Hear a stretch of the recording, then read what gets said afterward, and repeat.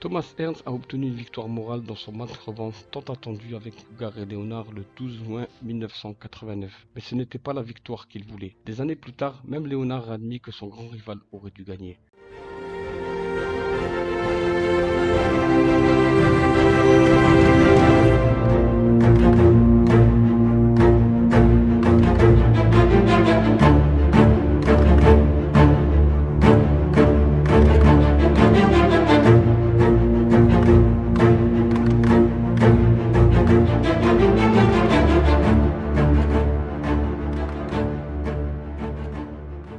Bonjour à tous, vous êtes sur la chaîne BeFirst Boxing, la chaîne qui parle de l'histoire de la boxe, des boxeurs et des combats. Aujourd'hui, on revient sur la revanche entre Hugar et Léonard et Thomas Ernst, très controversé. Léonard a perdu 2 fois, mais Ernst a eu des ennuis à 2 reprises. Le natif de Détroit avait appris l'art de la survie et avait en quelque sorte évité ce qu'il avait vécu en 1981 lorsque Léonard l'avait arrêté en 14 rounds sensationnels. Ernst était en avance sur les cartes, mais il se plaignait amèrement de l'arrêt. Il a gagné la revanche très controversée 8 ans plus tard avec grâce. Bien qu'il n'ait obtenu qu'un match nul avec Léonard, il avait prouvé qu'il avait raison. Léonard avait 33 ans, Ernst en avait 30. Les deux avaient dépassé leur meilleur niveau. Mais même en déclin, ils ont servi un combat qui a au moins servi un doux rappel de leur première rencontre brutale 8 ans plus tôt. C'était à bien des égards une version moindre de leur guerre de 81 pour le titre incontesté des poids welter. Plus lourde et plus lente, leurs compétences autrefois redoutables s'étaient érodées avec le temps. L'horloge avait dépassé son apogée.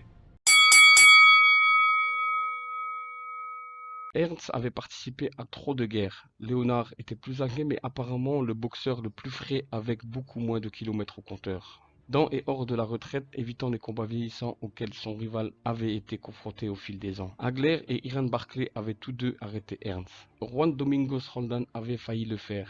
Il y avait de gros points d'interrogation sur son menton. Un combat profondément inquiétant la dernière fois contre James Kinchen a ajouté de nombreuses preuves à cette théorie. Beaucoup ont dit que Ernst était un combattant au menton fragile et qu'il se coucherait à la minute où Léonard le toucherait. Malgré ses protestations, Léonard a dû le penser aussi. Le regard de son corps disait puissance et non vitesse. À 48 heures du combat, le frère de Ernst, Henry, a été accusé de meurtre. Il y avait des signes inquiétants menant au combat. La victoire de Léonard semblait une formalité. Mais Léonard a offert sa sympathie à son ancien rival lors de la pesée. J'ai totalement perdu mon avantage quand je suis allé voir Tommy pour lui exprimer mes condoléances. Une excuse ou une réalité, seul Léonard connaît la vérité. Mais Ernst était résolu dans son état d'esprit en disant à Bob Arum, cela ne va pas m'affecter. Écoutez, je suis ici pour faire un travail, j'attends depuis 8 ans pour assommer ce type. Léonard était le grand favori des paris, mais il a dû sauter du sol pour arrêter le Canadien Tony Lalonde en 1988 lors de son combat précédent. Cette victoire a valu à Léonard les titres WBC des super moyens et des poids légers. Un combat, 2 titres mondiaux, Léonard avait le pouvoir de différentes manières. Les chances semblaient fortement en faveur de Léonard. Mais pour Ernst, ce combat avait une signification différente. Les babioles WBC et WBO des super moyens proposés n'avaient en réalité que peu de sens. Je me suis réveillé ce matin et mon esprit était clair. Ray ne me hantait plus.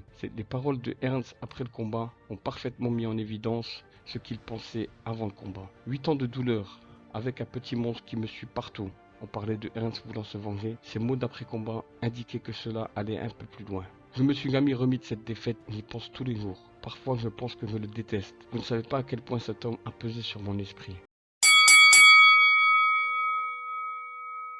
Les premiers rounds ont vu Ernst contrôler la distance. Léonard, plus volumineux, plus lent, avec un œil sur la puissance par rapport à la vitesse, a eu du mal à réduire la distance. Au 3e round, Léonard s'est retrouvé par terre. Mais 2 rounds plus tard, il était proche de la victoire. Ernst a regardé ses pieds. Léonard l'a battu tout autour du ring. Ne vous méprenez pas, la cloche l'a sauvé. Le départ lent que Léonard avait fait appartenait désormais au passé. Les rounds suivants ont été très serrés. Les deux trouvent le succès. Beaucoup disent que Ernst a trouvé plus.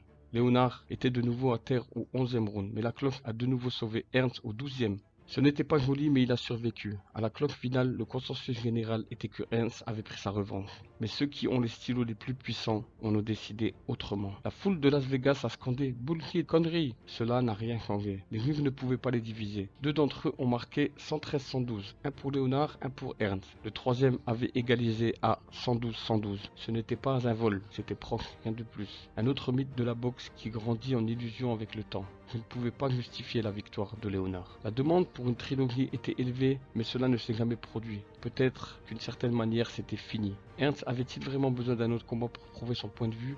Le boxeur du Krang Gym s'est probablement vu refuser une victoire légitime, mais d'une manière différente, il a trouvé ce dont il avait besoin. Voilà ce que je pouvais dire sur le combat revanche entre Sugar Ray Leonard et Thomas Ernst. Merci à tous d'avoir suivi cette vidéo, n'hésitez pas à mettre un pouce bleu et vous abonner si ce n'est pas déjà fait. Également, si vous aimez l'histoire de la boxe, vous êtes sur la bonne chaîne. On se retrouve très vite pour une nouvelle vidéo, le combat en entier est dans la description ainsi que tous mes partenaires. Prenez soin de vous, de vos proches, à très vite et vive la boxe.